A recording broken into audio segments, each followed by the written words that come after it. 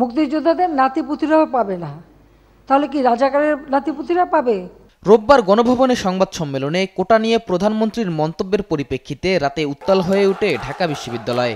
বক্তব্য প্রত্যাহারের দাবিতে বিভিন্ন স্লোগান দিতে থাকেন শিক্ষার্থীরা। এক পর্যায়ে ঢাকা বিশ্ববিদ্যালয়ের বিভিন্ন হল থেকে জড়ো হয়ে রাজু ভাস্কর্যে অবস্থান নেন কোটা সংস্কার আন্দোলনকারীরা। পিএম-এর কাছ থেকে একটা ডিপ্লোম্যাটিক উত্তর আশা করছিলাম। এই কোটা ব্যবস্থা দ্রুততম সময়ের মধ্যে সংস্কার করতে হবে। আমরা সকলে যারা এখানে এসেছি, 5টা হলের সব মেয়েরা আমরা গেটে তালা ভেঙে এখানে চলে এসেছি। সেখানে দেখা যাচ্ছে আমরা নারীরা কিন্তু কোনোভাবে পিছিয়ে নেই। শিক্ষার্থীদের এমন জমায়েতের বিপরীতে একত্রিত হতে থাকে ছাত্রলীগের নেতাকর্মীরা। ঢাকার বিভিন্ন ইউনিটের ছাত্রলীগের নেতাকর্মীরা আসতে থাকেন শাহবাগের দিকে।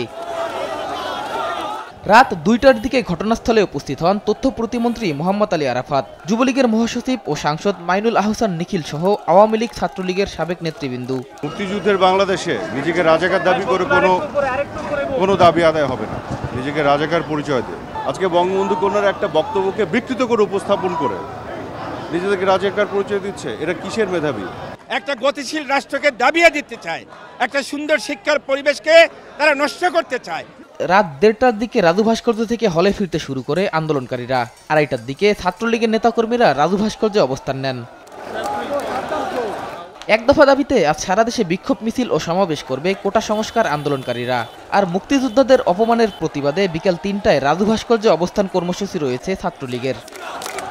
শাহিদুজ্জামান সাকিব, দেশ টিভি, ঢাকা।